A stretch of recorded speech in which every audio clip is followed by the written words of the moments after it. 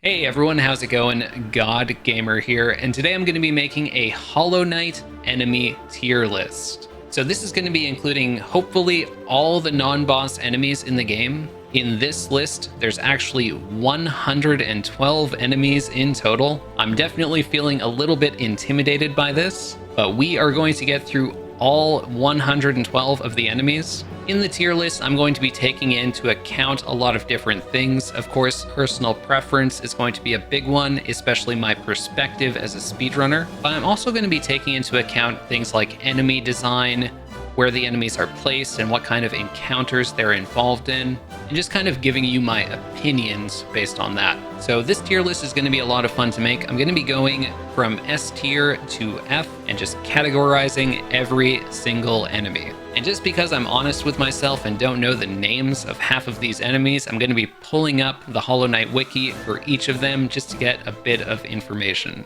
But yeah, we have a very, very long road ahead of us, so let's get started.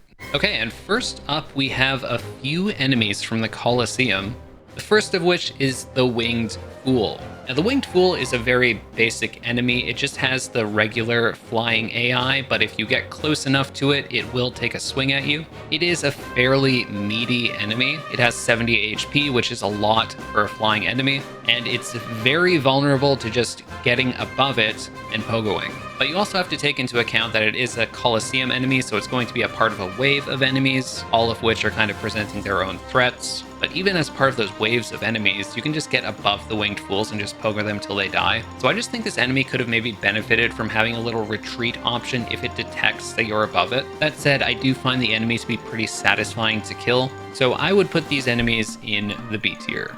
So next up we have the Heavy Fool, which is also an enemy in the Colosseum. This guy is obviously too heavy to fly, and that does kind of show you its weak point, which is that if you're above this enemy, it doesn't really have that much that it can do against you. So an obvious strategy against the Heavy Fool is to just take out all the enemies that are in the air first, and then deal with the Heavy Fool after. Because the Heavy Fool does have some pretty intimidating options on the ground, and if you go directly above the enemy, it can also do that hop into a slash. And just like with most Colosseum enemies, there's pretty satisfying ways to deal with this enemy in a speedrun. So overall, I think the Heavy Fool is pretty well designed, and I would put this enemy in the A tier. And we're immediately going from some pretty nice enemies to one of the biggest assholes in the game. This is the Death Loodle. It's the upgraded version of the Loodle, which everyone hates, and a lot of it has to do with the placement of the enemy, because you get waves and waves of Death Loodles in the final trial. And as a speedrunner, if you're dealing with Death Loodles,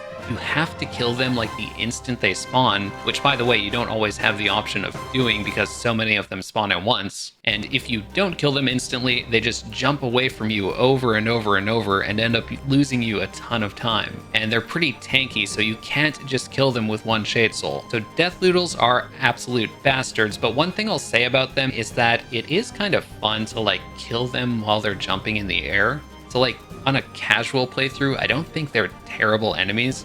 It's just, as a speedrunner, I have such a hatred for them that I have to give them D tier. Next up, we have the Volt Twister, which is another enemy in the Colosseum. This is one of the Soul Sanctum themed enemies that shows up in the Soul Sanctum section, and teleporting enemies, again, kind of like the Death Loodle, an enemy that jumps around and can just waste your time. Teleporting enemies are really the exact same thing. If they teleport, when you get to them, you just lose time. So from a speedrunner's perspective, I don't like these enemies. However, overall, I think they're not poorly designed. Teleporting enemies can be frustrating for any player because if they just teleport at the wrong time, you can end up getting screwed over. But the teleporting also forces you to navigate around the platforms, which is kind of like the theme of the Soul Sanctum section in the Trial of the Fools. So as far as that goes, I think it's pretty well designed. The fact that they just kind of used Umu's attack though, and just kind of gave it to this enemy, not sure how I feel about that one. So once again, this guy is going to the D tier. Okay, next up we have the Kingsmould. Now, Kingsmoulds, I don't think they're bad enemies. In fact, they can be kind of fun to fight against because there's the really obvious strategy of just getting above them and pogoing because they don't have any attacks that go upward. It's also really easy to pull off because Kingsmould enemies are just placed on their own, with the one exception, of course, being Path of Pain, where there's 2 of them at once. They do have a backstep movement, which is kind of meant to protect them from the pogo strategy. So they'll do a little backstep and just take a swipe forward. But given the fact that you see Kingsmoulds like 3 times throughout the game, and 2 of those times they're just on their own, it's not really enough to prevent you from just pogoing them and killing them without any problem. If you take 1 hit from them because they did a backstep attack, you can just heal it up right after. Also, I feel like their placement in Path of Pain was a little bit questionable, because if you're a player who takes the time to heal up before every attempt that you make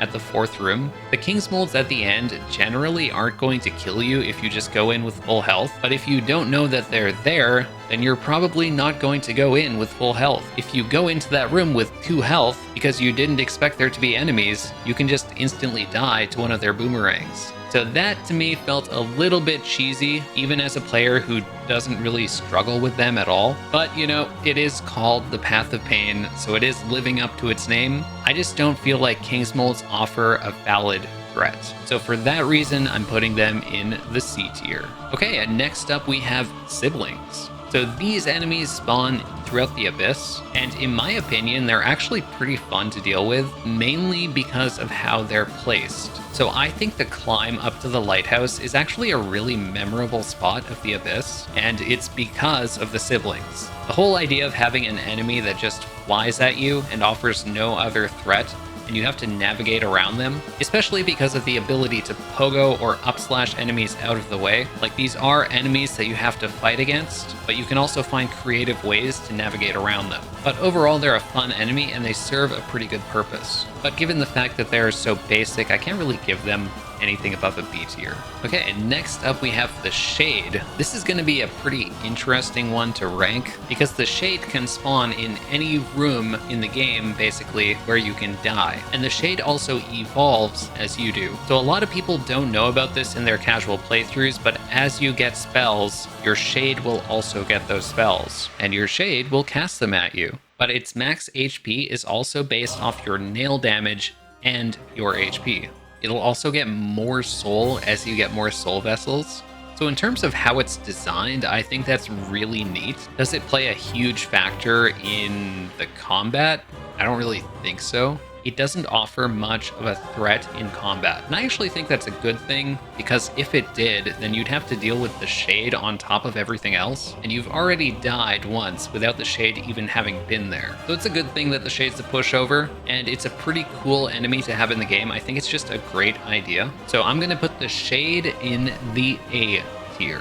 Okay, and next up we have the Winged Zoteling. So this is an enemy that shows up in 2 different spots. One is in the Grey Prince Zote fight, and the other is in the Eternal Ordeal. Now, one thing I'll say right off the bat is that the way it can spawn in the Eternal Ordeal is a little bit annoying. Of course, like, you can say the Eternal Ordeal is designed to be annoying, and you'd be right, but I'm still taking a mark off for that one. But other than that, it accelerates through the air differently than the other flying enemies, which does make it unique. Like, most of the flying enemies in Hollow Knight just kind of fly in the same way, so that can make them kind of fun to fight against. Also, it's smart that they have different HP values in the Grey Prince Zote fight and the Eternal Ordeal. Like, you need to be able to kill them real quickly in the Grey Prince Zote fight because you're actually fighting against the boss at the same time. Whereas their point in the Eternal Ordeal is to swarm you, so if they died that quickly, they wouldn't really offer a threat. So overall, I find Winged Zotelings like actually really fun to fight against, and I think they're some of the more satisfying enemies to kill. So I'm giving Winged Zoteling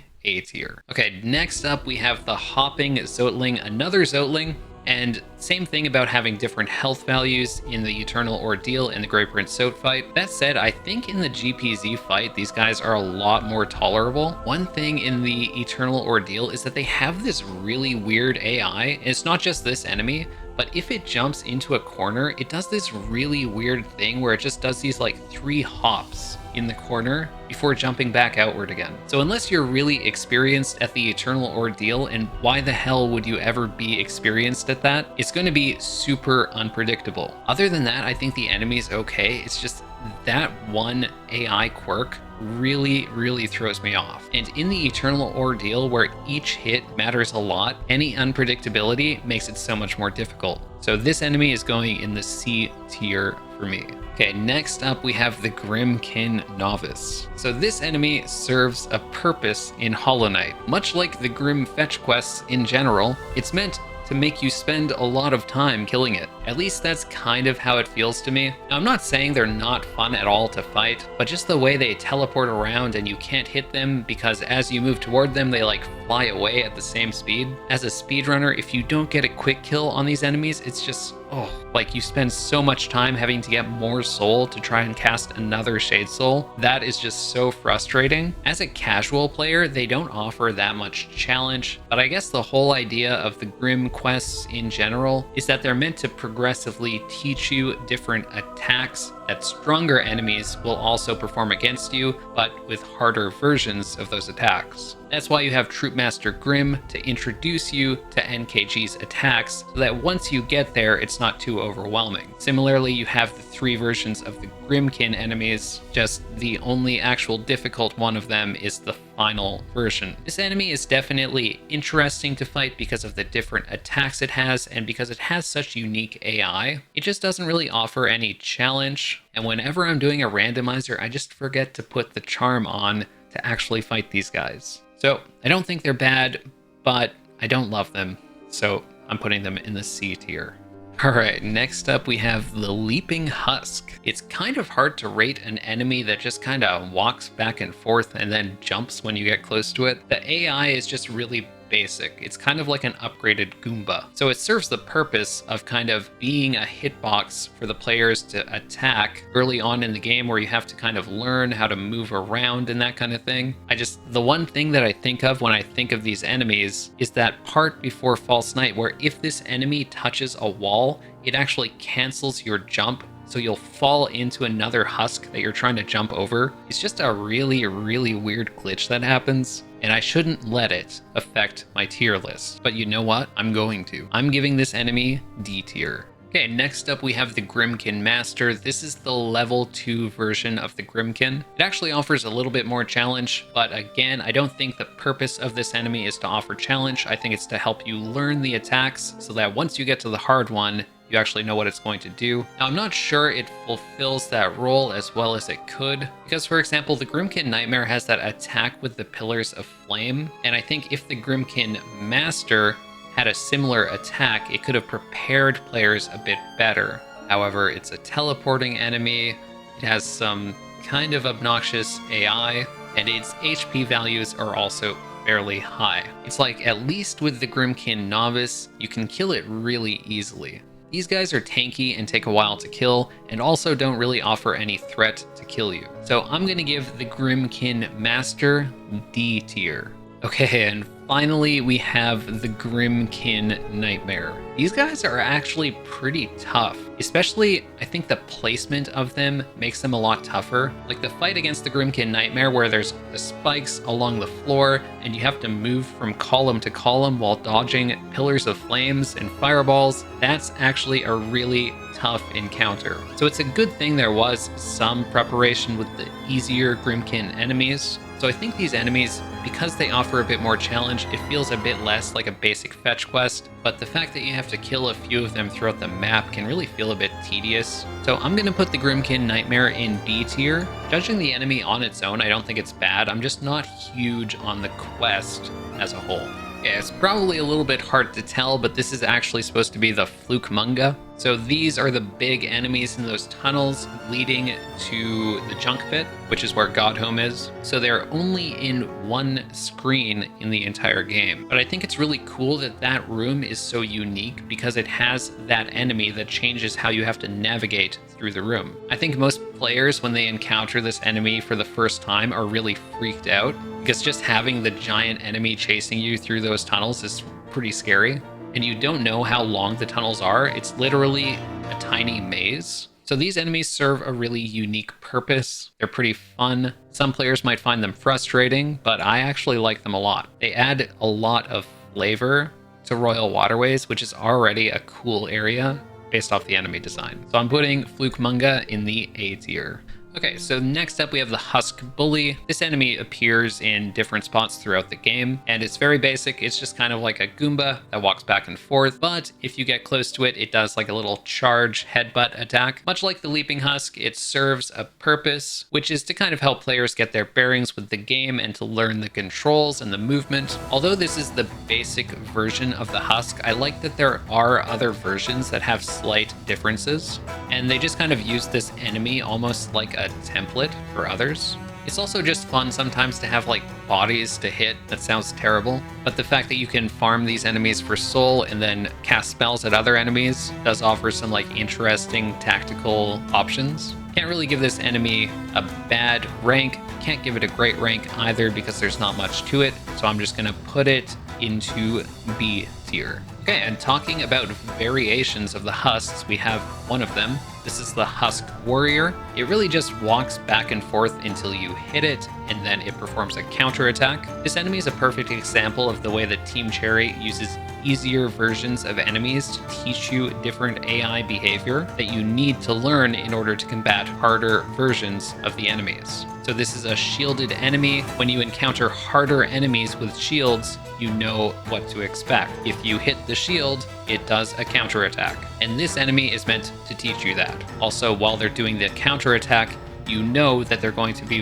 vulnerable at other sides of their body. But this enemy serves its purpose, and I think that purpose is actually really important. Enemies like this, it's kind of hard to rank them on their own, because the reason why they exist is part of an overall game design philosophy. And while that philosophy might be well executed, the enemy on its own isn't super interesting to deal with. So I'm gonna give the Husk Warrior B tier. Okay, next up we have the Husk Guard.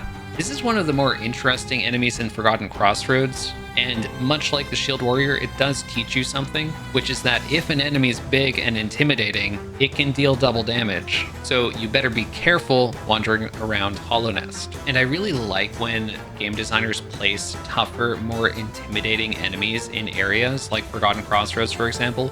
It's an early game area, but I think if all the enemies are just easy, it's not going to be interesting enough to actually be fun. So you place a few enemies like these and the players are like, oh shit, what's that? And it actually makes them think about where they're going, and it reminds them that they have to be careful and methodical about how they approach different encounters. Or if you're a speedrunner, you just jump over their heads. Overall though, I do really like Husk Guards, so I'm giving this an A tier. Entombed Husks. Everyone hates these enemies. These are the enemies in the crypts in the resting grounds, and they're kind of like jump scaring you as they attack you. These enemies make the crypts feel so much more creepy and intimidating, and they just add so much flavor to the area. In general, I like when enemies are designed for very specific purposes and when they fulfill those purposes really well. And Entombed Husks fulfill their purpose perfectly. They jump scare you, dealing 2 damage. So are these enemies annoying? Yeah, but they fulfill their purpose super well. So this is the first enemy that I'm putting in the S tier. Okay, and next up we have the Baldur. All they do is sit there until you get close enough and then they roll at you. That's it. But actually, like when you're dealing with other enemies, that roll can be tough to deal with. Kind of reminds me of when I got jump scared by one in a 112% run and died. And also in the speedrun, it's super satisfying to like when they get spat out by the Elder Baldurs, to kill them before they hit the ground. Baldurs are a fun enemy, even though they're very simple. I'm actually putting Baldur in the A tier. Next up, we have the Elder Baldur. Of course, the purpose of this enemy is to teach you, use your damn spells. Speedrunners absolutely hate this enemy because it's a 50-50 chance whether they shoot a Baldur, which lets you continue the speedrun, or a fireball, which forces you to sit there and wait. So this enemy can be a little bit frustrating. If only it just had 45 health, then you could just shoot 3 fireballs at it and continue on with your life. But it has 60. That means it needs 4 fireballs, and you can only store 3. So you need to wait for 1 Baldur to spawn before you can continue, which again is a 50-50. The enemy's cool, it serves its purpose. As a casual player, you're probably not going to care too much. if it wastes a bit of time, but as a speedrunner, oh my god. I'm losing 2 seconds every time it spits a fireball, and that is not cool. This is the first enemy that goes in the F tier. So this is a basic enemy in Green Path. It's basically like a Crawlid, except it comes out of the ground and unburrows itself before attacking. Definitely adds a lot of flavor to Green Path that you have enemies that are just like in the ground. It's kind of like telling the player, hey, like look at the ground before you progress, because enemies might be in there. Other than that though, it's a really basic enemy.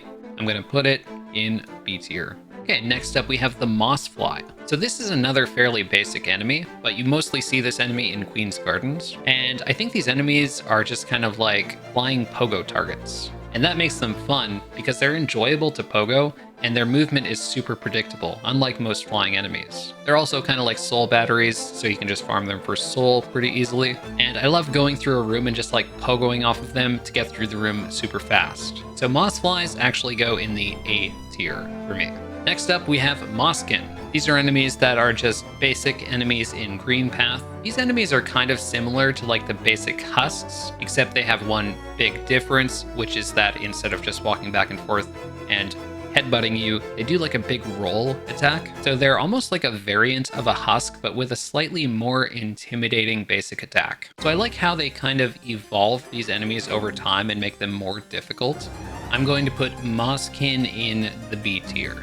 Alright, next up we have the Crawlid. The Crawlid is the literal Goomba of Hollow Knight. It's the first enemy you see in King's Pass, and it does nothing but walk back and forth. Once it reaches a point where it can't walk anymore, it turns around and continues walking until it can't walk anymore. So it's a very basic enemy, but it's designed to just like kind of teach you how to use your nail and that you can jump over things, I guess. Don't really have much to say about them. They're just like little bugs that you can hit. I'll put the Crawlid in the C tier. C for Crawlid. Okay, now we have another enemy that we find a lot in Green Path, Volatile Mosskin. This is one of the earlier introductions we have to the infection being in the game. So it's a lot like the regular Mosskin, except it explodes after it dies. I like that the explosion attack that it does is a pretty big attack, so it really forces you to react to the fact that it's about to explode. Like, even as a speedrunner, if you kill one of these enemies, you want to be careful that you don't get caught in the explosion. But it does give players plenty of time to get out of the way. And one little touch that's cool is that if it falls into acid, it doesn't explode. So they clearly put some thought into that. Sometimes in the any percent speedrun, these guys can be like a little bit annoying based off where they spawn. Like, you want to pogo them for soul, but if you do pogo them, you're not going to land on the ground soon enough to be able to hold jump without letting go of the directional input. So you end up losing a bit of time based off that. So just based off that one room, I'm like, I want to give these guys a C tier, and that's exactly what I'm going to do. Okay, next up we have the Fool Eater, and given how often these enemies have actually hit me, I contest their names. I think it's kind of funny that they're often placed like next to Georocks, so you'll be farming the Georocks, you'll be enticed by the Georocks, and then all of a sudden you just get bit. Especially the one right next to the Stag Station in Green Path, where you try to pick up a journal and one of these guys just bites you. I think they're a fun enemy and they add a lot of flavor. It's just a little jump scare. And we love jump scares. I'm giving this one an A tier. Okay, and next up we have the Squit, of course, a reference to mosquito. The number of times I've called this guy a Vengefly, and my chat has yelled at me for it, I can't count. I know it's not a Vengefly, I just sometimes call them that, and I'm not sorry. One thing I really like about these enemies is that you can manipulate their AI to charge at you, and then you can pogo off of them. I just love pogoing off of flying enemies. And I remember the days where fireball skips in speedruns weren't even discovered yet, so you had to use this enemy to skip. This enemy is simple, it does its job, and it's just fun to use it for skips. So Squit is going in A tier. Alright, next up we have the Obble. I kind of like that there's multiple variations of the Obble. So you have the boss version of the Obble, the Obble, and you also have the bigger Obbles in the Coliseum. I forgot what they're called. So this is another one of the enemies where I'm totally just going to let my speedrunner bias pervade. There's that one room, the only room that I encounter this enemy in, right below the Moss Knight in Green Path. And there's one spot where I always lose time where an Obble flies into a platform, or they'll use their attack when you're trying to like navigate past them, so you have to wait for the attack to finish. This enemy makes me lose time and I don't like it. That said, I think D tier wouldn't be fair to these poor little guys, so I'm putting the Obble in C tier. Okay, and next up is the Gulka. If you actually knew this enemy was called a Gulka, then you're way too big of a Hollow Knight nerd, but these are the enemies that you see in Green Path. I think they're mostly on the way to Fog Canyon. And you know, I think if these enemies were a bit tougher, it would almost like dissuade people from going to Fog Canyon. But these enemies are actually total pushovers. You just walk past them, and if you don't stop, they'll never hit you. So I don't really think these enemies serve much point. There are a couple spots toward Massive Moss Charger, especially in that secret in the room like before Massive Moss Charger, if I recall correctly, where there's a relic or a Geo-Rock, and there's like a couple of them that like almost trap you in that spot. But it's almost like unclear how to approach these enemies, because your usual strategy is to just walk past them. So I don't think Gulkas are well designed. They do have a funny name, and that's why I'm not putting them in the F tier. I'm putting them in D. Okay, next up we have the Moss Charger. This enemy is actually pretty interestingly designed. So it pops up in front of you when you're walking to a spot where it's lying dormant, and then it charges at you. And the first hit that you do doesn't actually deal any damage, it just creates a smaller, vulnerable version that runs away from you until it burrows again. And I think that's really cute. Do I think they're like a blast to fight against? No.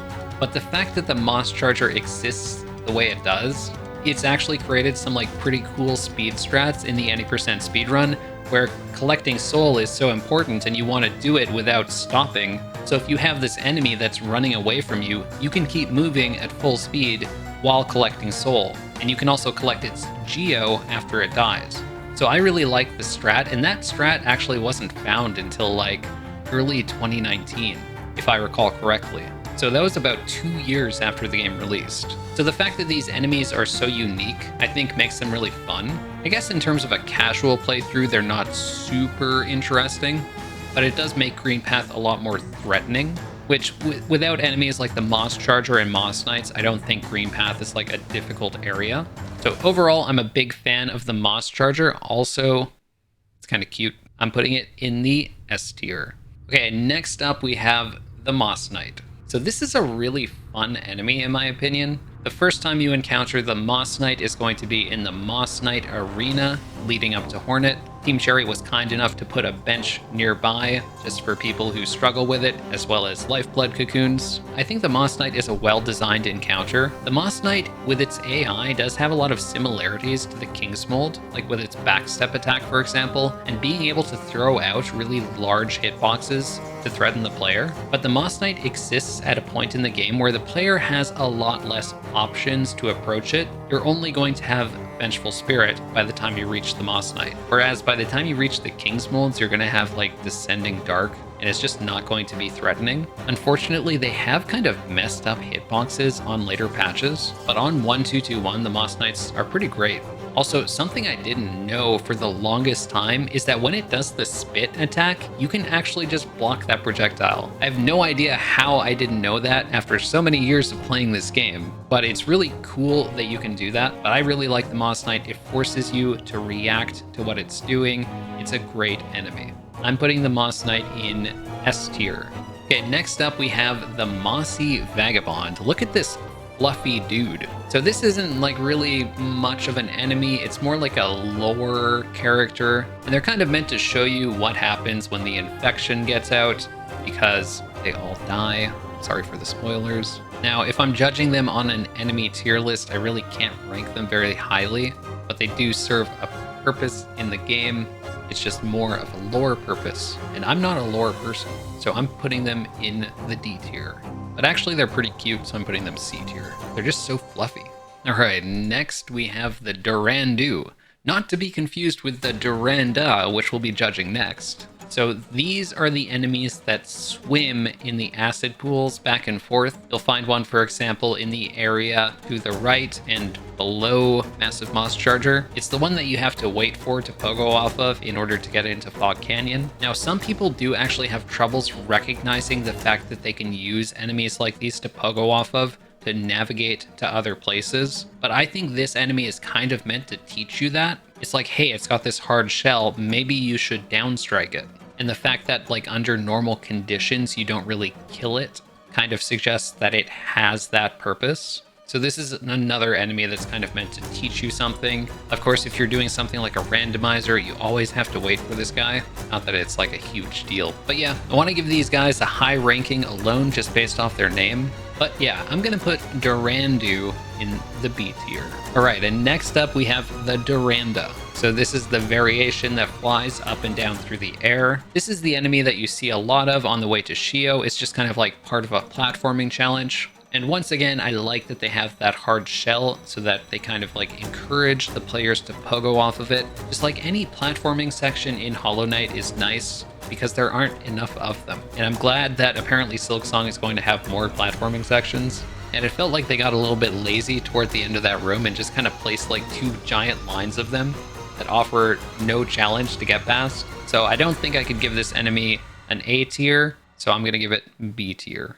Alright, and next up we have the Squit, or I mean Vengefly. Once again, it's an enemy that I mix up very often. The way I remember it is the Vengefly has the same look as the Vengefly King, and I actually remember what the Vengefly King looks like. These enemies are just aerial enemies that fly at you once you get close enough to them. And because of how predictable they are, they're very easy to use for skips. If you're one of those filthy people who likes saving grubs, you can use a Vengefly skip in Forgotten Crossroads to get the grub super early. And same goes for like the Mask Shard in the Gome Room. There's a lot of ways you can just use Vengeflies to skip in different places, especially in like randomizers. So I like the fact that this enemy exists.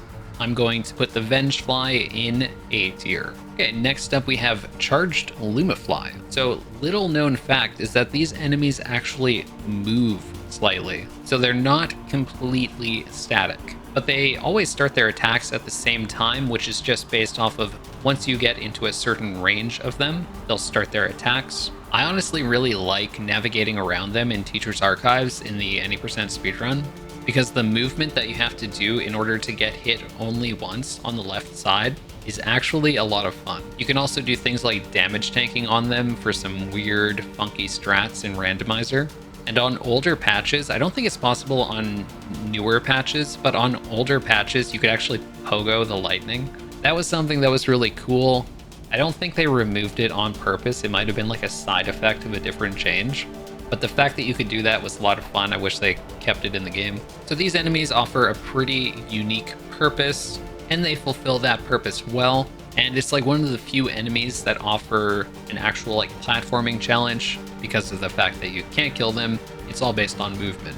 So I'm putting Charged Lumafly in the A tier. All right, next we have the Uoma, not to be confused with the Ooma, which we're doing next. These are just really basic small enemies that always die in one hit. They're kind of like flavor enemies almost, because without them, the Teacher's Archives and the area surrounding it would just feel super empty. But they're also like hitboxes that you can fall onto and take damage. It's kind of nice to have them to just, because you can re-enter the room and they respawn. So it's nice to be able to use them to farm soul if you really need to, although I don't think that's their main purpose. That said, it's just an enemy that sits there, so I can't give it too high of a ranking. It's like at least the Goombas kind of move around. The Uomas just sit there. So I'm giving the Uoma C tier. It does its job, but it's just too basic to give a higher ranking. All right, now we have the famous Ooma. So this is the enemy that makes Fog Canyon Fog Canyon. If Fog Canyon didn't have Oomas, it wouldn't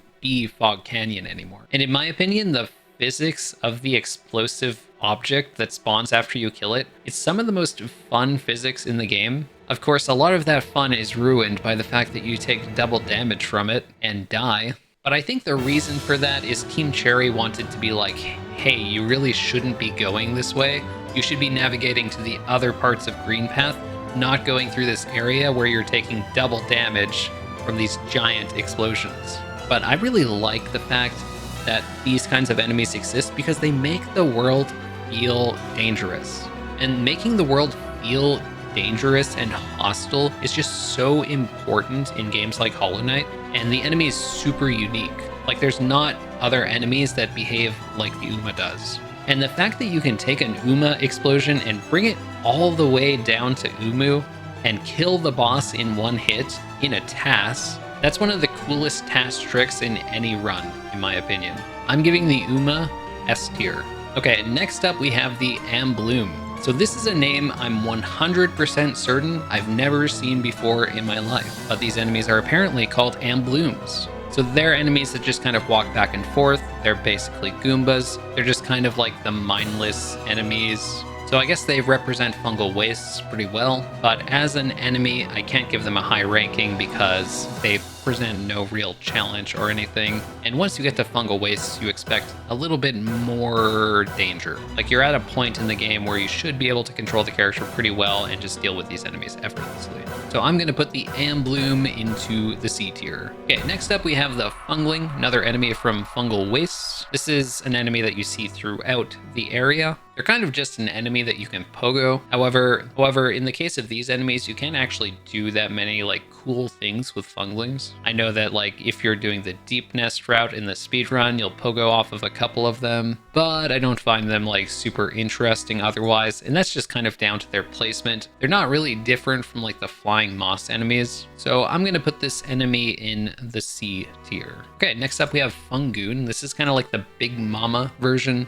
of the Fungling. The thing about the Fungoon, this is the enemy that shoots downwards whenever you go under it. I think the enemy has a really cute design, but it offers no challenge. And it's not really used or placed in any circumstance where it offers a threat. I think that if you had a room where there were some of these at the top and you had to deal with other threats at the same time, then it would be a bit more interesting. But for the most part, I think they're just kind of placed randomly here and there. I'm putting Fungoon in the D tier. Okay, next up we have the Sporg.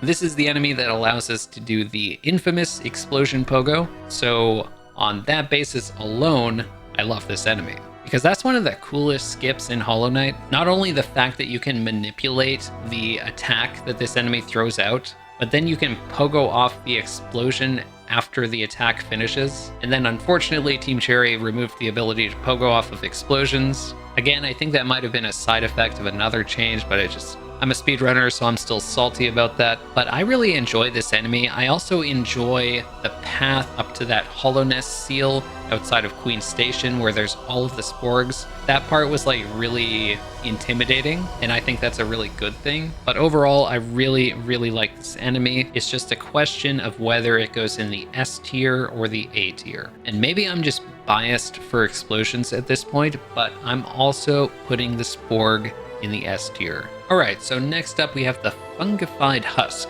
So this enemy has explosions kind of like the Volatile Mosskin in Green Path, but it'll actually do the effect before it dies. Just whenever you trigger the effect by attacking it, it'll release that giant spore cloud explosion. However, based off the enemy placements, there's not really any circumstance where this enemy is super threatening. So I think there was a bit of a missed opportunity there to actually give the player an encounter with these enemies where they're kind of tested on understanding its mechanics. Because like I said, a problem with Fungal Waste is that you can kind of just run past everything and nothing's going to offer like a huge threat, at least until you get to the mantises. So I wouldn't say the Fungified Husk is a bad enemy, but I'm going to put it into the C tier.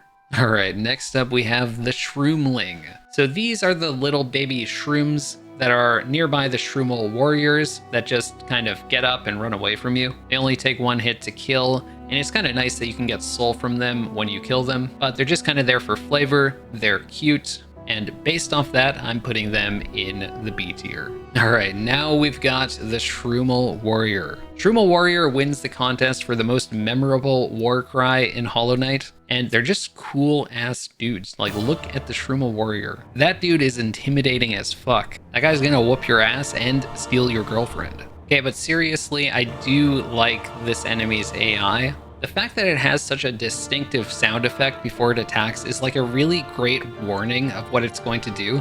So you do have to be careful around these enemies. Honestly, the Shroomle Warrior is one of my favorite enemies in the game. Is it basic? Yes. but it's a perfect kind of basic, and I love it. All right, now we have the Gruzzer. This is like the Windows screensaver of Hollow Knight. It just kind of bounces around until it hits a wall. It's a flying Goomba, essentially. It just provides a bit of an obstacle in the air. It's not really that much to say about it, but in the speedrun, when you kill the Gruzmother, like 8 of these guys pop out, and then they move randomly. Whose idea was that? Because if you don't kill them right away, then they're just going to scatter and lose you a ton of time. Like, how many runs have I lost because 4 of these guys scatter to different corners of the arena, and I'm left there killing them one at a time? Or if you get lucky, you'll just kill them all with 2 fireballs. Now, some might say that's a skill issue, and you might be partially right, but that doesn't stop me from hating this enemy in that particular arena. So the Gruzzer is going in D tier. Again, I'm letting my speedrunner bias show. All right, next up we got the Shroomel Ogre. This is the big boy version of the Shroomel Warrior. He just has 2 attacks. That's it. But you see this enemy in the arena underneath Leg Eater. And because of the fact that there's 2 of them, it's a good thing the enemy is pretty basic.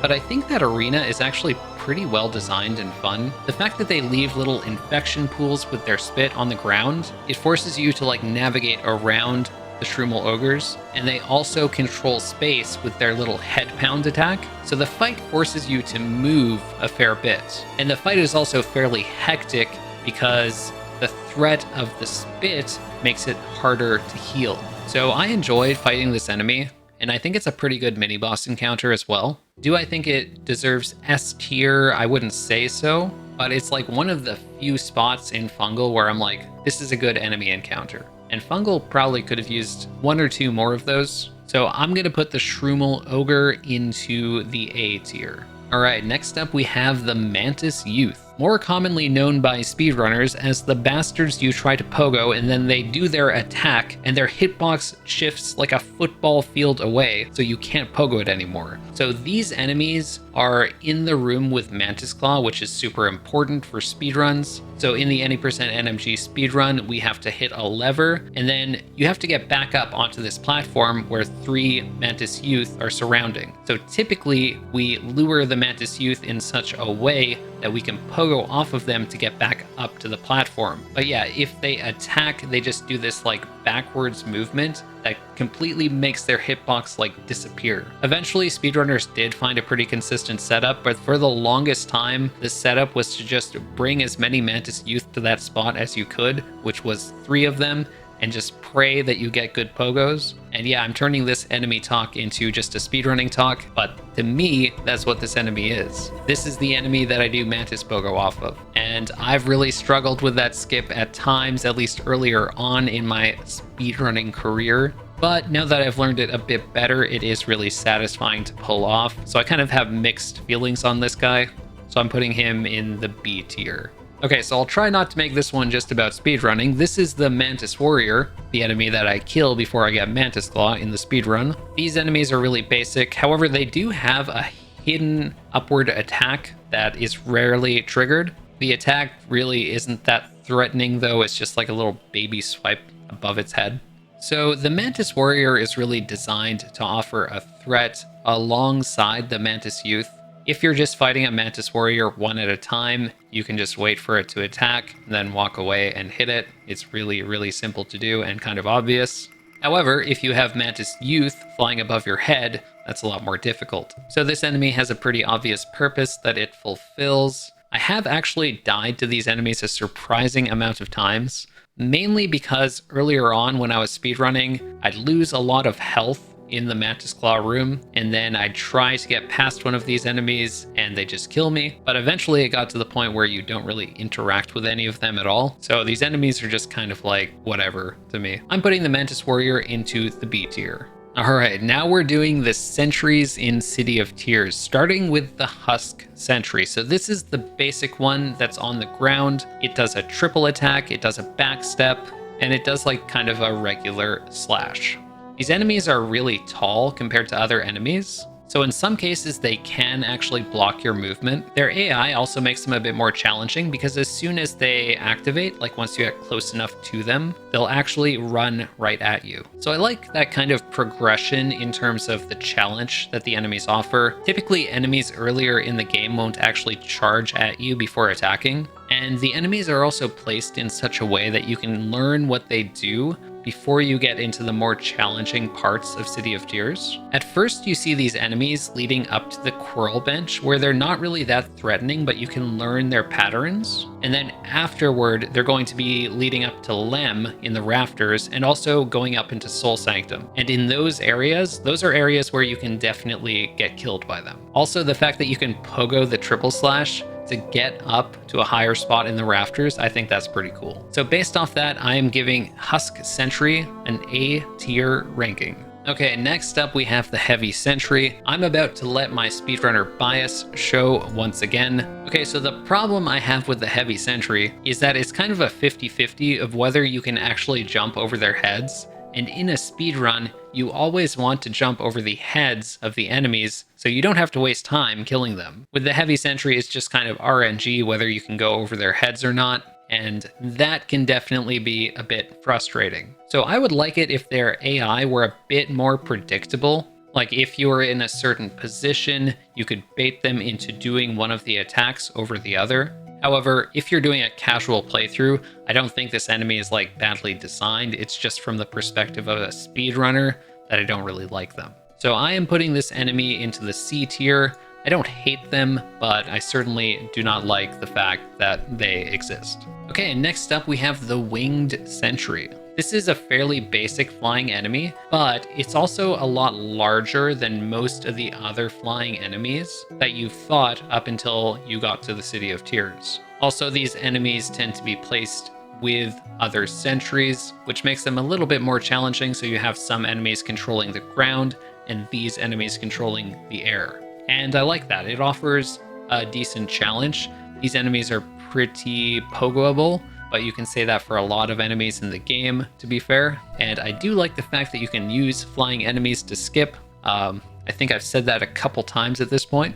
So I am putting this enemy next to the other sentry in the A tier. Okay, next up we have the much worse and more annoying version of the flying sentry, the Lance Sentry. So instead of having nice and predictable AI like most other flying enemies, this enemy can just swoop down at you with the most unpredictable arc and with insane speed and hit you from so far away. Or it can just stay in place and throw a giant lance at you.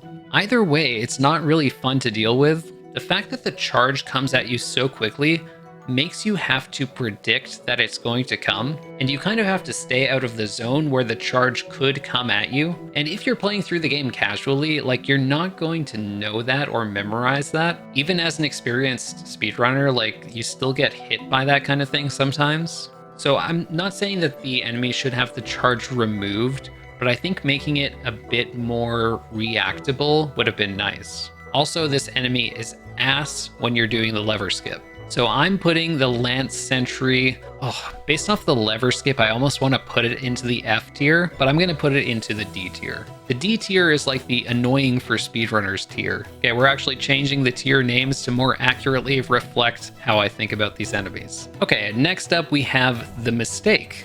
Imagine being named a Mistake. That's gotta sting just a little bit. I actually didn't know they were called mistakes for the longest time, and then once I found out, I was just like laughing at it. But I think we can all agree that their name is not inaccurate. These guys are actually pretty annoying because it's like, where do they spawn? Because the way that they spawn is you have to enter a certain spot on the ground, and then you have to leave that spot.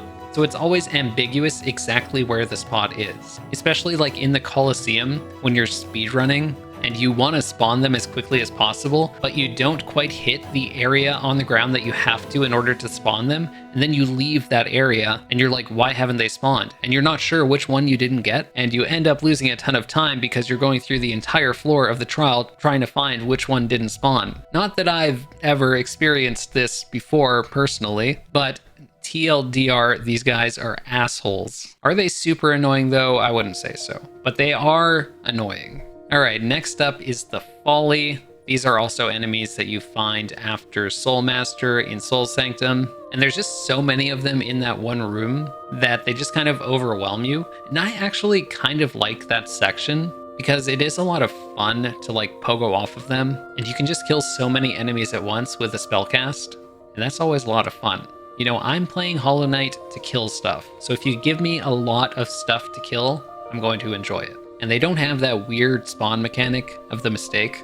Although I will admit that the spawning mechanic of the mistake is unique and interesting.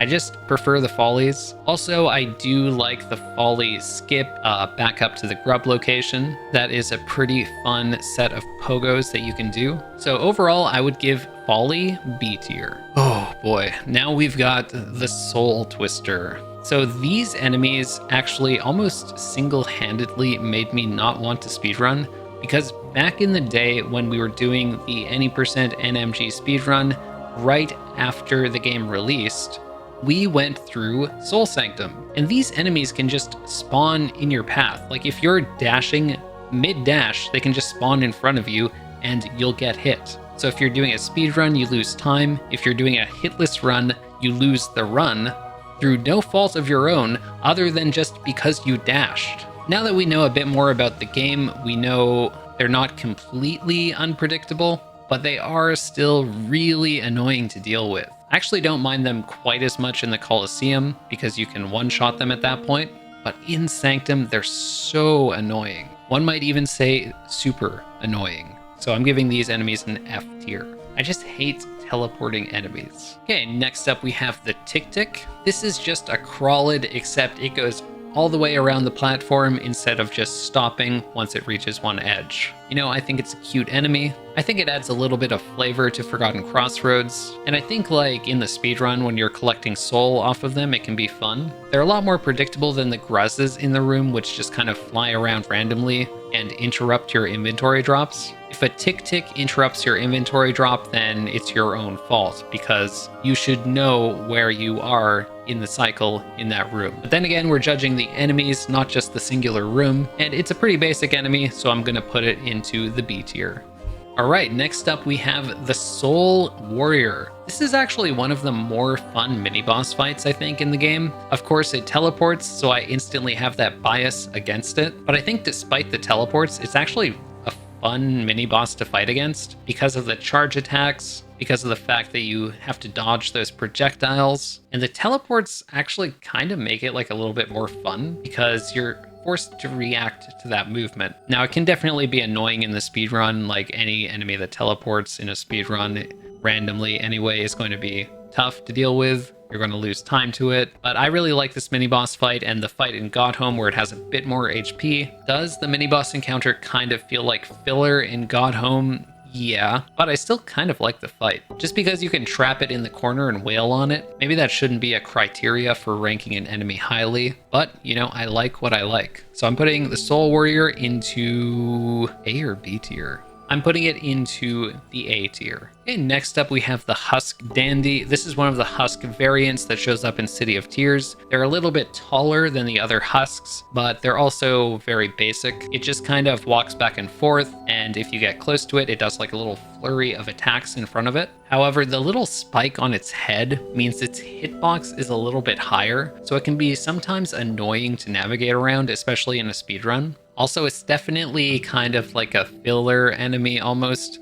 that they're just kind of placed to make the rooms feel a little bit more alive. Not that there's anything wrong with that, I just think I can't rank an enemy highly if that's what it is. Unless it's like cute or something, and Husk Dandy is not cute. So I'm putting the Husk Dandy into the C tier. Okay, next up we have the Cowardly Husk. This is similar to the Dandy Husk in terms of being like a little bit taller of a husk, and it's also just kind of like a filler enemy that's placed in different screens that doesn't offer that much threat. However, the lack of a spike on top of its head makes all the difference in the speedrun. Also, sometimes when you activate this enemy's AI, it'll run away from you and you can get extra hits on it without slowing down. And that's actually kind of nice because you can get extra soul without stopping. So it doesn't matter at all for casual playthroughs, but for speedruns, I kind of like this enemy more than the other Husk. So the Cowardly Husk goes into B tier. Of course, if this enemy doesn't run the right way, then I'm pissed. All right, now we've got the Gluttonous Husk. This is another variant on the other Husks, but this one's bigger, and it'll do a little hop at you once you get close. One thing I like when speedrunning is you can actually upslash this Husk, and when it does the hop, it'll just jump over your head. So that's definitely fun to pull off, but if you want to farm this enemy for Geo, you're going to cast a Vengeful Spirit at it. And that Vengeful Spirit might or might not double hit. So if it doesn't double hit, then you're going to need to follow it and do 2 more nail slashes in order to actually kill the enemy. So this enemy introduces some RNG to the speedrun that I don't really like.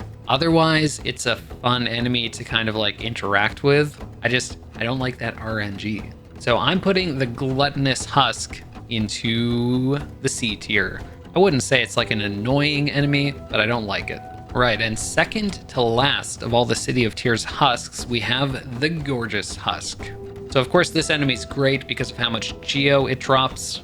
I used to not like the Gorgeous Husk encounter because it felt so RNG whether you got double hits, but actually because of the fact that you're just dealing with one enemy, you can manipulate the positioning of this enemy by hitting it away from you, and it'll make the double hits just super consistent. So I've had less and less of an issue with this enemy over time, and I'm at the point where I actually kind of enjoy the Gorgeous Husk encounter and the Geo collection after Gorgeous Husk. When you kill Gorgeous Husk, its Geo just explodes throughout the room, and optimally collecting that Geo by catching some of it in the air instead of wasting time waiting for all that Geo to fall down, that's actually a kind of fun part of that encounter.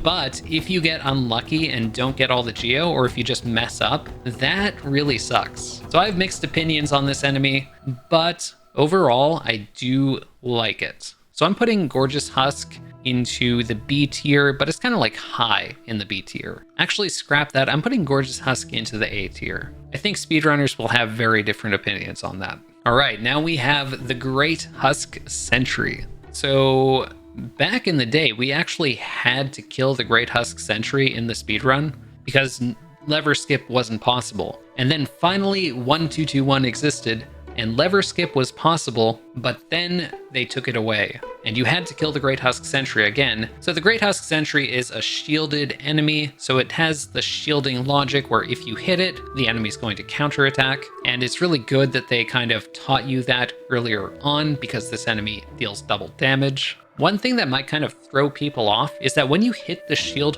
horizontally in front of the Great Husk Sentry, the Great Husk Sentry can either do a forward attack and then nothing, or it can do a forward attack followed by a backward attack. So if you hit the shield and then jump over its head and immediately land on the other side, you're going to get hit by the attack going behind it. Of course, it's really easy to deal with that just by hitting the shield in front of it and pogoing it once or twice before landing. Still, I do like this enemy, and it's nice that they throw this enemy into a few less threatening situations, like outside of King's Station, where they're just on their own, before giving you that little mini arena in the Spire. That said, I do find this enemy a little bit tedious to kill, at least in the speedrun where you have minimal equipment. It just takes forever to kill this enemy. So I think they could have maybe adjusted its HP values a little bit and relied a bit more on other enemies being around to make it more of a threat. So I don't think there's anything wrong with it, but I don't think it's a great enemy either. So I'm putting it in the B tier.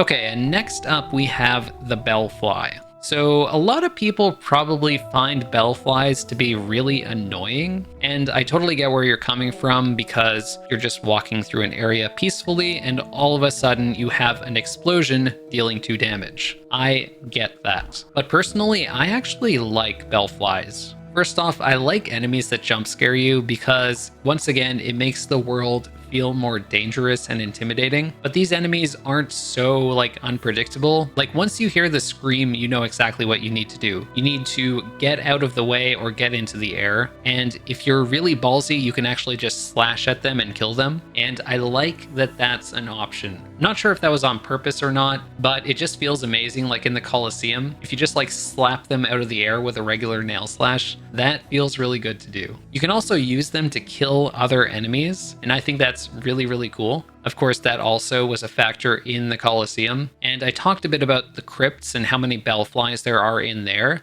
And bellflies also really contribute to that dangerous kind of atmosphere. So I think bellflies are a great enemy. So I'm actually going to put bellfly into S tier. And I totally know that's going to be a very controversial opinion.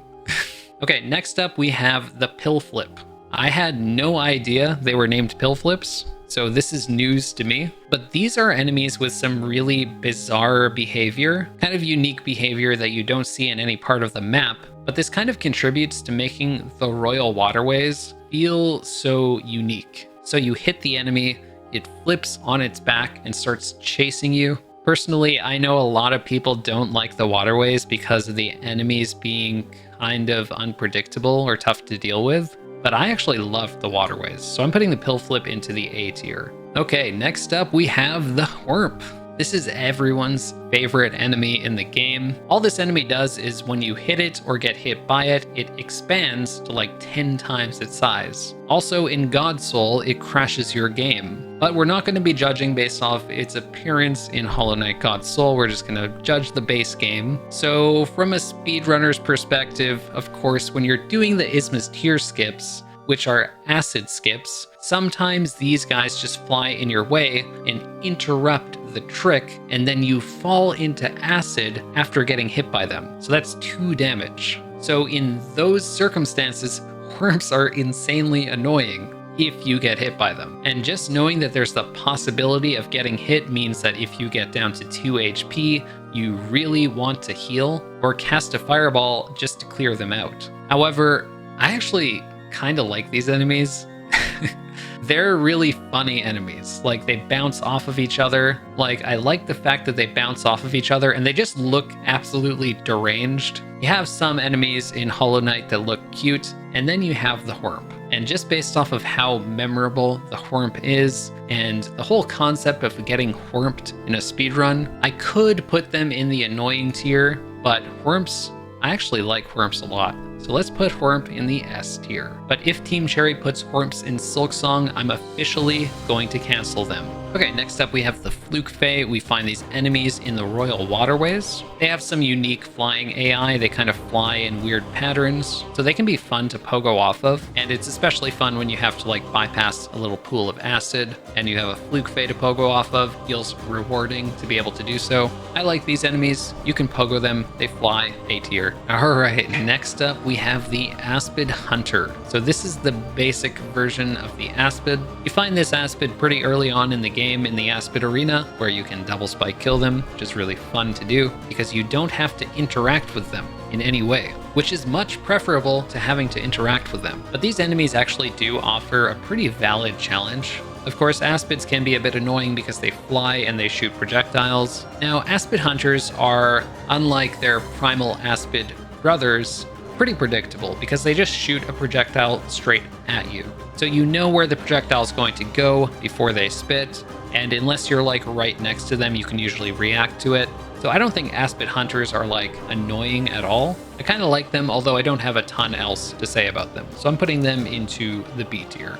All right, next up we have the Flukemunga. This is arguably the most memorable enemy in the waterways. I'm honestly a big fan of this enemy. So it's got great sound design that just makes the waterways so good. But also when you kill the enemy, and of course you're going to because it takes up like the entire height of the tunnels that it's in usually, it'll spawn extra enemies. And one of those enemies spawns pretty quickly, so you know that you're going to have to deal with it. But then another enemy spawns like 5 seconds later after you've already forgotten that you killed the Flukemunga. And that enemy actually comes pretty quickly. I just really enjoy how unique this enemy is. So I'm putting the Flukemunga into the A tier. Okay, now we have the Shardmite, another new name that I'm learning. I've always known them as those bastards in Crystal Peaks that stop you from wall jumping. Honestly, the thing about these enemies is I don't think they actually offer any particular challenge. You just kind of have to wait for them to move and then continue. One thing I do like is that you can pogo off the crystals. But other than that, I just don't find the enemy that interesting. So I'm putting a Shardmite into C tier. Okay, next up we have Glimback. This is another like really easy enemy that you just kind of have to wait for it to get out of the way. It's almost like the theme of Crystal Peaks is there's a lot of cycles where you have to wait a little bit in order to progress. So it does fit with Crystal Peaks gameplay wise. I just don't think Glimbacks are really used in any situation where they present an actual challenge. It is kind of interesting that you can upslash them from behind so that you can still hit them, even if you're on the wrong side of them or if you get bad RNG. But in the speedrun, we just skip these guys anyway. Navigating around them can be kind of fun because they're like a big hitbox, but otherwise, I don't really find them too interesting, so I'm also going to put these in the C tier. All right, now we're moving on to potentially one of the most hated enemies in the game, next to the Primal Aspid. This is the Crystal Hunter. I love Crystal Hunters. Okay, and I know this is going to be the most controversial tier list ever made, and that's okay because I like Crystal Hunters because you can interact with the crystals that they shoot. To me, it's just a lot of fun that you can force the Crystal Hunter to shoot in a specific way and then interact with the projectile afterward. Now, I will admit that this isn't like really a huge factor in the vanilla game, but I have done modded challenges where like the screen is filled with these crystals and you can pogo off of them and interact with them in different ways, and I think that's a lot of fun. If you're a player who kind of like struggles with the movement and the combat and isn't confident to be able to dodge the crystals, then the Crystal Hunter is like the worst thing ever, because it flies away from you as you get close to it, and then it shoots something that's going to be probably underneath you and that you're going to land on unless you pogo. So I totally get why people hate this enemy, but I love Crystal Hunters most of the time. Sometimes they can be a bit annoying, I'll admit, but overall I like the design. I like the fact that you can interact with the projectile and the crystals that spawn afterward. So Crystal Hunter goes into the S tier. Okay, next up we have Crystal Crawlers. Anyone who's tried to do God Cycle or Dog Cycle in the speedrun is going to hate these enemies because they're kind of random almost, like when they start firing, because it's based off of your proximity to the enemy. And that's just like, it's not always going to be consistent, right? Because the enemy's moving and you're moving as well, and you're going to be moving at different speeds through the room at each time. So this enemy feels kind of inconsistent in the speedrun.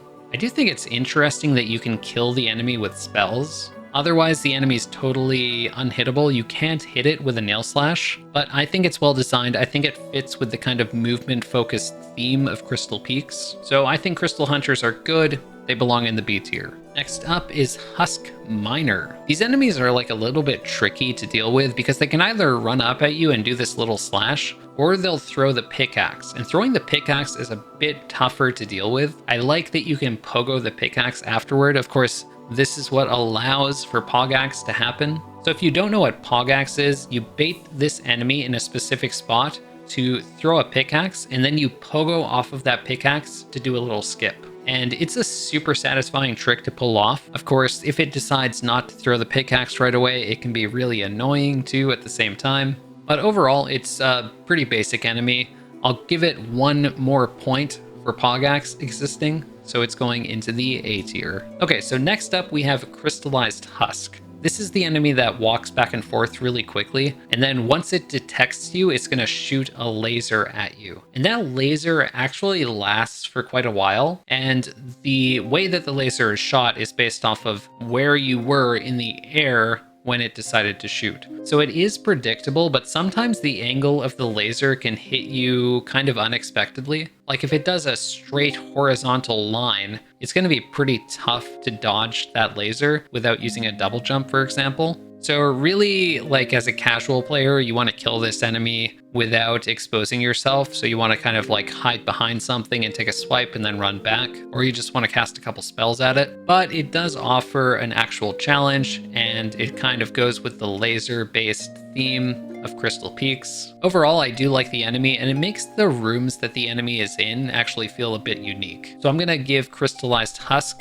the A tier. Okay, so next up we have the Furious Vengefly. It's appropriate that it's named Furious because of how it makes people feel. And the reason is it has a huge hitbox, it has a pretty tanky amount of HP, and once it flies into you, it's just gonna stay in your hitbox. So after you become vulnerable, you just get hit again. And that's, I think, the main thing that people find annoying about it. The fact that it explodes afterwards is just kind of icing on the cake. And I've lost so many Flower Quest runs in 112% to this bastard. I mean, it does the trick of making infected crossroads feel so much more dangerous. But I'm not gonna lie, this enemy is definitely annoying.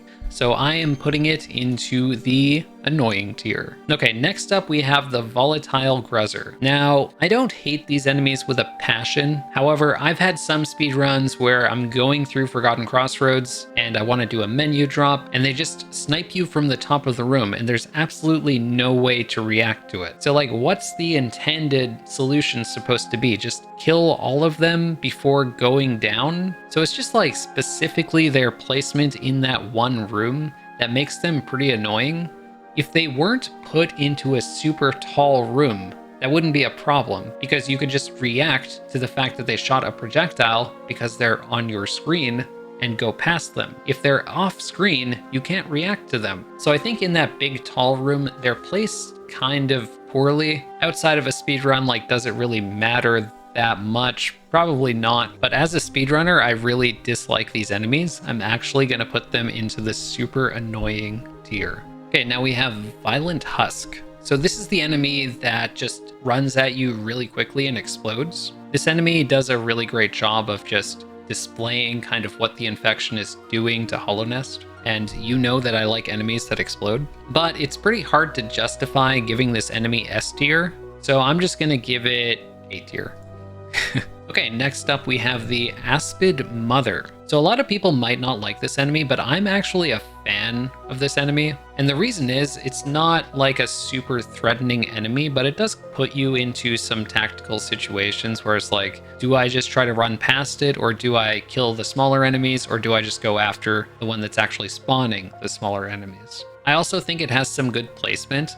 Like the Aspid Mother next to the grub on the far left near the entrance to Fog Canyon. I think that one's kind of funny because you can run past it and then it's just going to keep spawning them. And after you come back from ignoring the grub, there's going to be like 10 little of those Aspid babies coming at you. And all you've got are like acid pools on either side of you. So I do like this enemy. I'm going to put it into the A tier. Okay, next up we have the Slobbering Husk. So this resembles the Leaping Husk. However, instead of jumping, it does the little projectile attack, and it actually shoots multiple projectiles. This enemy is really easy to deal with. So compared to the other enemies in Infected Crossroads, this is one enemy that you can just kind of farm soul on. It's more of a threat when combined with the other enemies that are going to be around it. So it's one of those enemies in the game that's almost like a filler enemy, just something for you to hit, something to fill the screen up. I don't really have too many thoughts on them, so I'm just going to put them into the B tier. Okay, next up we have the Dirt Carver. This is one of the enemies in Deep Nest that really gives Deep Nest the Deep Nest feel, because you have these enemies that are just constantly emerging up from the ground and burrowing back in. It just makes Deep Nest feel so dangerous. Like when I was in my casual playthrough, I would always try to kill these enemies as quickly as I could, but they actually just continue to spawn after you kill them. It's not like they're super hard to deal with or threatening, but I really like the fact that they exist in Deep Nest. So I'm gonna put these enemies into the A tier. Okay, and next up we have the enemy that creates Dirt Carvers. This is the Carver Hatcher. This enemy actually is only in 2 rooms in the game, which is just like around the tram pass. I think that the idea behind the Carver Hatchers is pretty cool. Like they occupy the space in the air and they fill the ground with threatening enemies. However, in reality, you can just kind of like go above the Dirt Carvers and the Carver Hatchers are going to offer no real threat. So they could have maybe made their flying AI like a little bit more snappy, or just like given the enemy another attack or something. I do think this section with them is cool, but it's just not memorable because it's so easy that you just get through it without any issue. So I'm gonna put the Carver Hatcher into the B tier. I was considering C tier, but I like enemies that can spawn other enemies. Alright, next up we have the Corpse Creeper. These are cool enemies because they spawn kind of unpredictably. When you kill husks in Deep Nest, there's a 50% chance that a Corpse Creeper will spawn from one of their bodies. I think corpse creepers are pretty memorable. Like, you've killed husks in other areas of the game, but only in Deepness do you kill a husk and then all of a sudden it unexpectedly turns into a corpse creeper. And I think it was in the low wall jump Hollow Knight challenge run that people actually used a corpse creeper and had to use heavy blow to knock it back a certain distance away in order to hit it onto another platform to pogo off of it later on. I think I've got that right. So that's just like really neat. Of course, that's like super incredibly niche, but corpse creepers are cool in my books. I am putting them right next to dirt carvers in the A tier. Okay, next we have the Deepling. The wiki says they're very weak, but very quick. Be careful not to jump onto them while platforming. It's as if this is the only enemy that deals contact damage. But yeah, these are Goombas in Deepness. Not really too much to say about them. I'll just throw it into the C tier. And this guy is going at the bottom of the bottom tier. This is probably, for me, the most annoying enemy in the game. So let me explain why, okay? In the speedrun, we're going through Deepness, and we want to go as fast as possible. These enemies are always placed in really small tunnels where you want to wall jump up. And if the enemy isn't moving predictably, then you don't know whether you need to pogo it, you don't know whether you need to wait, or you don't know whether you need to try to wall jump above it. And this enemy is so unpredictable. It can decide to shoot at you at an unpredictable time, it can decide to turn around, or it can just keep going in its initial direction. Now, typically you'll try to wall jump above it as it's going down, but let's say it decides to turn around. You can't really react to it in time before you just jump into it. And there's often spikes next to these guys as well, so you get hit into the spikes and take double damage. Then when you respawn next to it, it can actually shoot a projectile at you and kill you. I think I've only seen that happen, like the triple hit happen a couple times, but it is a possibility. Now imagine you're on a personal best pace and you have to deal with them at the end of the speedrun. It is absolutely the worst that these enemies exist. On a casual playthrough, whatever, I don't care. But in the speedrun, I hate these guys. Easiest bottom tier of my life. Okay, next up we have the Little Weaver. This enemy is a flying enemy that's kind of disguised as an enemy that crawls around on webs. I like the fact that it kind of spawns in like once you get close to a specific area. And that's also kind of a theme throughout Deepness. But it just deals contact damage once it reaches you. Otherwise, you can pogo off of it and sometimes get up to higher places, which is nice. These enemies are definitely tough to deal with, but I think that the challenge they offer is fair and they're really predictable enemies, and they match Deepness' theme really well. So I'm putting them into the A tier. Alright, time for the Stalking Devout.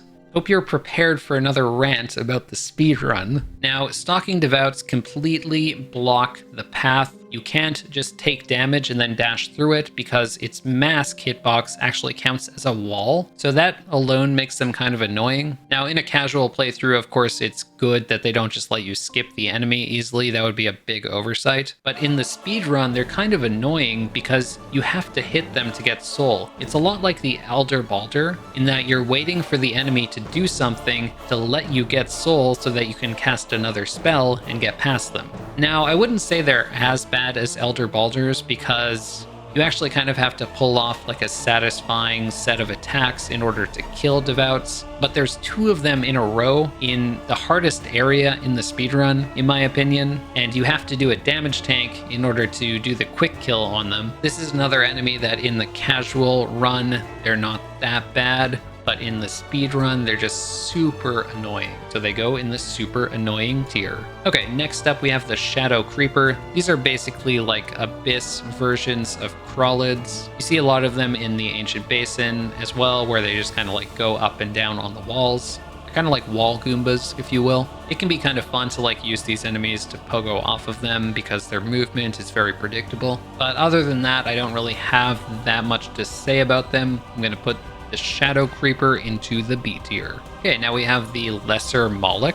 These enemies are just seen in the Ancient Basin. There is a little gauntlet where you have to fight 2 of them at once, and they're kind of similar to Shroomel Ogres almost, except a lot more mobile. Their little infected blobs control areas on the ground and force you to have to move around. If you use spells, these enemies are total pushovers and extremely easy to kill, but most players in casual playthroughs do not use that many spells, so these enemies can definitely be like a little bit threatening.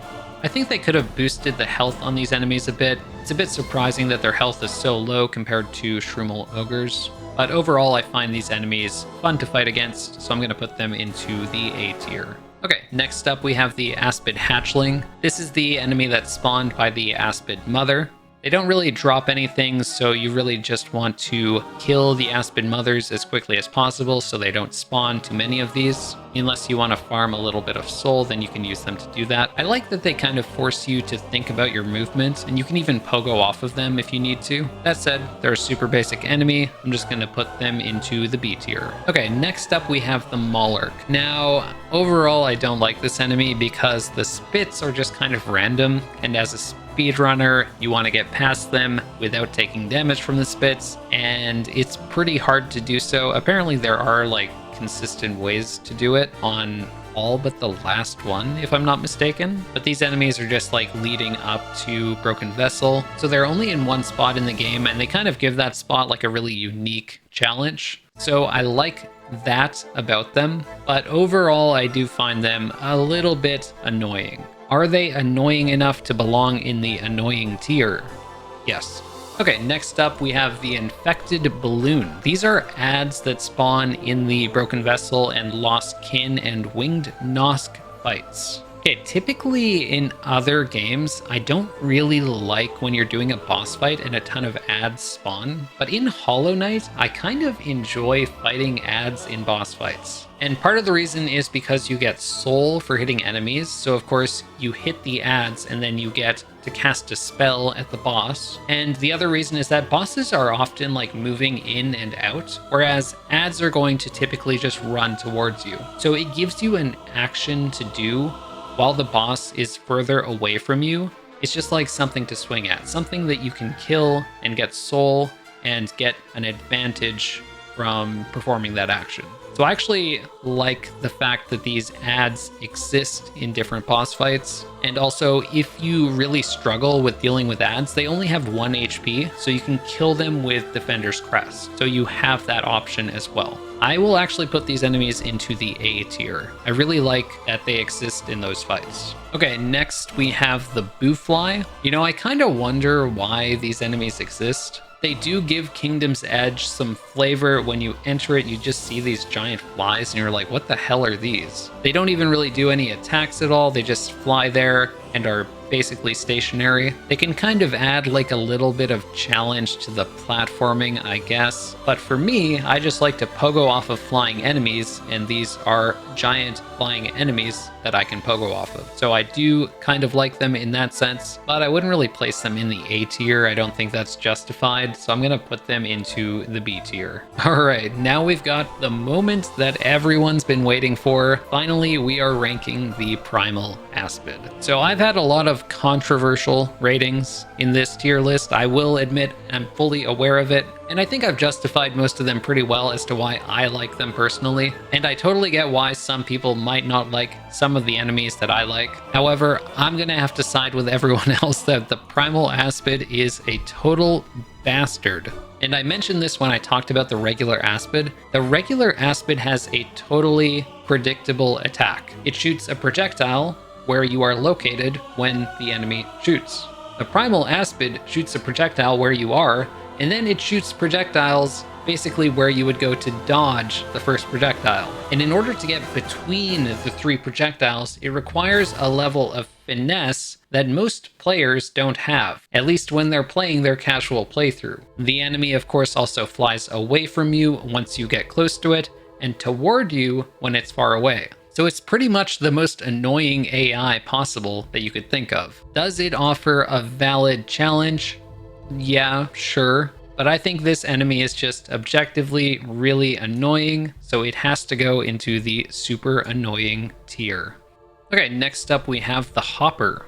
Now this is a really simple enemy, it's just a Goomba that hops back and forth, doesn't really react to you in any way, but I am actually a fan of the hopper. The enemy is just like really satisfying to kill for some reason, because you're just taking swings at it and it's just hopping along, and it has a decent amount of health too. Like you wouldn't expect a small little enemy like that to have 50 health, but you can cast a good amount of spells at it before it dies. It's basically just like a hopping punching bag, and to me, that's a great enemy. So based off that reasoning, I am actually putting the hopper into the A tier, but it's like a high A tier. Okay, next up we have the Great Hopper. This enemy is well known for its role in Great Hopper Percent, which is a speedrun where you kill a Great Hopper as quickly as possible, which was really just an excuse to use a very specific shade skip to reach the Great Hopper. But these enemies are very basic, they know what they want in life, they just like hopping back and forth, and much like the basic hoppers, they're just punching bags, and I'm a big fan of that. I do genuinely think that like once you get into a pattern with these enemies, it's fun to fight them, and it also makes the path to the Nail Master, whichever Nail Master that is, kind of like fun and unique because it's filled with hoppers and Great Hoppers. And I like how they just kind of like burst down from the ceiling too. So Great Hoppers, based off of all that, I've got to put the Great Hopper into the S tier. Okay, next up we have the Grub Mimic. This is one of my favorite enemies in the game because if you accidentally swing at a grub jar, you won't have actually saved a grub, and it punishes players for saving grubs too at the same time. The Grub Mimic is just an obvious inclusion in the S tier. Okay, now we're going to be doing the Hive enemies. We've got the Hiveling to start off with. This is just one of the basic bees. It just flies around idly. Hivelings also exist in the Hive Knight fight, but they're pretty different in that fight because they actually fly down in a specific pattern. These are just basic passive flying enemies. You can use them to pogo off of. I kind of like that they're placed in groups. It makes them like a little bit more threatening just because of contact damage. I would put Hivelings into the B tier. Okay, so this is the Hive Soldier. Everyone hates this enemy because it does that stupid charge attack. Okay, and it's pretty obvious when it's going to do the charge attack, but it often comes from off screen, so you can't really react to it, and the attack is so fast that like it just gives you no time at all. And it forces you to kind of like move in some unique ways, like using walls and corners and such to hide in. Like if you break line of sight, then you know you're going to be safe, but that doesn't make the fact that it's an attack that comes from off screen any more palatable. Personally, I would put Hive Soldier into the super annoying tier. Okay, next up we have Hive Guardian, aka Big B. A lot of speedrunners do not have a good time with this enemy because you have to bait this enemy into charging into a broken wall in order to access a mask shard, which is a percent. So some speedrunners who are doing max percent, aka 112% nowadays, need to rely on the cooperation of this enemy in order to continue their speedrun. Now speedrunners will try to act chummy with this enemy like he's not a problem, all because they're so desperate for his cooperation. Now if this enemy doesn't cooperate, it can end up bouncing to the other side of the screen while you sit there and contemplate why you've ever bothered speedrunning. If it weren't for that one wall existing, the Hive Guardian would be an alright enemy. But because of that, I am putting the Hive Guardian into the super annoying tier, and I'm not afraid to do so. Okay, now we're going back to the Wandering Husk. We did the Husks in Forgotten Crossroads a long time ago, but we didn't get to this one. This one is a little bit different because it kind of does a charge where it flails its arms at you. But again, it's just kind of like a variation on the template of the Husks in Forgotten Crossroads. They all kind of behave similarly. They'll just do something once you get within a certain range of them, which makes them predictable, which makes them kind of basic. It serves its purpose, and it goes into the B tier. Okay, next up we have the Husk Hive. We're back to the Hive. This enemy just kind of like runs away from you and spawns Hivelings. And when you kill it, it spawns even more Hivelings. So it's like you want to kill it so it stops spawning things, but then it just spawns more things. And also any enemy that runs away from you and does things is automatically going to be a bit annoying. And the Hive is already a tough area. And when this enemy is running away from you and does a jump, it just does the most giant jump imaginable. It jumps like 10 times higher than you'd expect. And if you're trying to skip the enemy, you have a chance of just getting clipped by that jump. I don't think this is a bad enemy. It's a little bit annoying, sure. I don't think it belongs in the annoying tier. And it does kind of do its job in the hive, gives more of like a variety to the enemies. And I am generally a fan of enemies that spawn other enemies. So I think I'll put the Husk Hive into the B tier. Okay, so next up we have the Spiny Husk. This is the enemy that just takes a moment to charge and then shoots spines all over. It's actually kind of funny because in the main patch that I play Hollow Knight in, which is 1.2.2.1, this enemy glitched out so its spines actually didn't have any hitboxes. And the projectiles could be coming right at you and you just don't worry about it because the projectiles don't do anything. Then I play on later patches of the game where this was fixed, and all of a sudden they deal damage to me. I think that when this enemy functions, it's a cool enemy. I think that this is a cool enemy. I also like the unique behavior of how when it dies, you can hit it for more soul. You also have to watch out for that little hitbox on the ground. It's really nice that they put that little extra effort in to make the enemy unique. And it allows you to just farm the enemy for soul to kill other enemies. Especially in the Queen's Gardens arena, that's super useful, so I like this enemy a lot. However, I wouldn't put it quite in the S tier, so I'm putting it into the A tier. Next up, we have the Loodle. This is one of the most hated enemies by speedrunners because there's a whole section where ideally you would just use a crystal dash or two and get across. But then there's Loodles which randomly jump up and down onto the ceilings and on the ground, and they're 90% of the time just going to block your crystal dash and make you take damage. And since your crystal dash got stopped, you now have to dash through the area with the Loodles, where they're bound to hit you a ton of the time because they just move so unpredictably. Like, you never know which direction they're going to jump until they jump, and you have no time to react because they move so quickly when they jump. And then at the end of that whole area, you have Marmu. Unless you do a quick kill for Marmu, which back in the day, I wasn't aware of, then you could end up just being at such low health that Marmu finishes you off. So Loodles are just such an easy bottom tier. I do not like these enemies. They offer a fun challenge in a casual playthrough, but I say fun with the quotation marks because they're bastards. Next up, we have the Mantis Petra. So Loodles aren't in the any percent speedrun, thank God, but Mantis Petra are in the any percent speedrun, and they're in an arena which you have to kill the Mantis Petra in order to progress. Now, the optimal strategy to kill the Mantis Petra is to double hit them with fireballs, and doing so can be really difficult. They also tend to fly upwards and away from you, so if your fireballs completely whiff, then you're left in an arena with 45 HP Mantis Petras, and these enemies fly away from you while shooting giant projectiles. Typically, they fly up into the ceiling, so you can only get one hit on them before you have to fall back down. So you can easily lose a run to these enemies, and even for casual players, like, they can be pretty annoying for the exact same reasons. Like, you jump up to hit them, and they shoot a giant projectile at you, you only get one hit on them, and you have to fall back down. Mantis Petras are a super easy inclusion in the bottom tier. Again, these aren't necessarily badly designed enemies, I just find them annoying in the speedrun. Okay, now we have the Mantis Trader. Now, the Mantis Trader is kind of neat because it's an enemy that's designed to teach you the Trader Lord's attacks, which are pretty basic attacks, so you have to question, like, how much teaching do you actually need? But it's a good thing that this enemy exists. I definitely find this enemy tricky to deal with, and I think it's mainly the lunge attack. And I think it's mainly because of the attack where it does a jump and then a lunge afterward. But the enemy is pretty predictable, and you can always react to all the attacks. It's just tough to deal with the enemy when there's other enemies on the screen, but it's a good kind of difficulty. I do like the Mantis Trader, so I'm going to put it into the A tier. Okay, next up we have the Sharp Baldur. I always thought these were called like armored Baldurs because most of the Colosseum enemies are like armored variants of earlier enemies.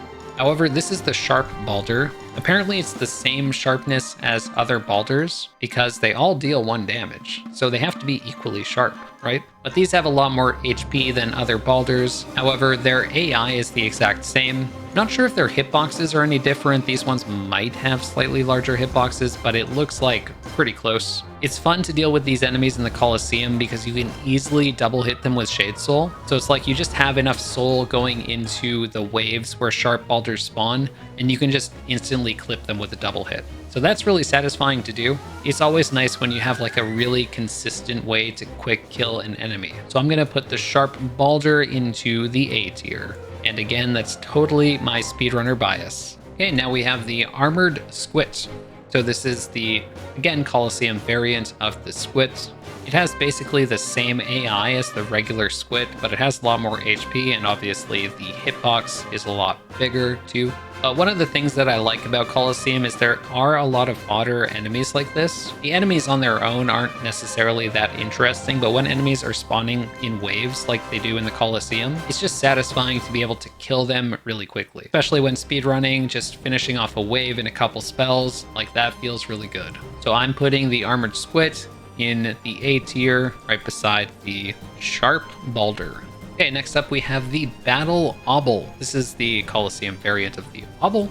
Most people find this enemy a little bit annoying, and I totally see why. It's really hard to react to these enemies because they fly around randomly and they periodically shoot from all 4 corners of their body, and there's usually several of them on the screen at once. They also have a decent amount of HP, so it's not like you can just one-shot them and move on. So like typically when you're speedrunning, you'll shoot a couple Shade Souls at them to kill them, or you can do like a nail art and a Shade Soul. Of course, if you're just dealing with one at a time, you can just use the strategy of staying above or below them, and as long as you're directly above or below them, they're not too much of a problem. So I don't hate these enemies. They are a little bit annoying, but not annoying enough to put them into the annoying tier. I think they can even be fun to fight against at times, but as a speedrunner, it does feel a little bit random to fight them. So I'm going to put them into the B tier. Okay, now we have the Shielded Fool. So this is the enemy in the Colosseum that has a shield when it spawns. So some people might not love this enemy, but one thing you can do with them is just kind of walk away from them and dream nail them as soon as they get in range. And you can just use them as soul batteries to heal up to full. That's one way you can kind of cheese any wave of the Colosseum that has a Shielded Fool in it. Otherwise, you can use nail arts at max range and hit them. And of course, any wave with a Shielded Fool, as a speedrunner, you're going to want to have soul going into it so you can cast spells at them. So these enemies aren't exactly just fodder for you to easily kill. You do have to use a little bit of strategy to kill them, and I definitely like that fact about them. In general, I don't love shielded enemies, so I would put the Shielded Fool into the B tier. Okay, now we have the Sturdy Fool. This fool is sturdy because he has 10 more HP than the Shielded Fool. Or I guess sturdy might be kind of like a euphemism of sorts. Anyway, the enemy is kind of basic. It can do like a front slash attack. Otherwise, it'll try to throw a weapon at you. So I like the fact that when this enemy is alive in a wave in the Colosseum, you do have to take into account that a projectile could get thrown at you. So it does kind of offer a unique challenge that most other enemies in the Colosseum don't. One fun fact is that you can actually hit the projectile back into the enemy to deal just a little bit of damage. It's kind of like the rocks in the False Knight fight. I really like that you can do that. Team Cherry just kind of took all of these factors into account, and it makes the game feel a lot more like it just makes sense, you know? That said, there's not really anything that I love about this enemy, so I'm gonna put it into the B tier. Alright, and this is the moment we've all been waiting for. This is the final enemy that we are ranking. This is the Husk Hornhead. This is really similar to the other basic Husks. However, instead of just doing like a little tiny charge forward, it does a long charge forward. It also drops 4 Geo instead of 3. And in the speedrun, that actually kind of matters. Like in the any percent NMG speedrun, we try to bait this guy into attacking to the left so that it runs into the arena so that we can collect the geo that this enemy drops after we kill False Knight. If you bait this enemy into attacking to the right, it's going to run outside of the arena because its charge is so long. So the little differences between these enemies actually does matter in the speedrun, and it's just cool that there is a variety of husks. I think in lower quality games, you'd see just like one basic husk, right? Like you'd have one husk that does like a little charge attack, and you'd have like a leaping husk, for example. But there's actually a good variety of these enemies in Hollow Knight, and I think that makes the world feel a lot more alive. That said, I can't really justify giving it higher than B tier. Alright, so this is the final version of the enemy tier list. Holy crap, this was exhausting to make. I've been going on recording for like 4 hours at this point. That is insane. I've never recorded for something for that long, except for like the God Gamers videos, I guess. But this is a huge tier list. Holy crap. Now, there's probably some little things that I would change here and there, of course, if I were to review this. But I'm not going to review this because this took way too long. And my back kind of hurts. It was a lot of fun to think about this though, because like really, how do you rank enemies on their own? A lot of it has to do with the encounters they're in, the areas they're in, and there's so many different ways to rank them. Because some enemies aren't like interesting combat-wise at all. Some of them are just like lore enemies, or they contribute to the feel of the area, but they're not that fun to fight. But as you saw, a lot of the enemies I just ranked poorly just because of the speedrun. Pretty much all the enemies in the bottom tier, in fact. Regardless, I hope you enjoyed the video. This was a lot of fun to make, and I hope to do more in the future. I'll consider making the bench tier list someday. But thank you so much for watching, and I hope you have a wonderful day. Peace.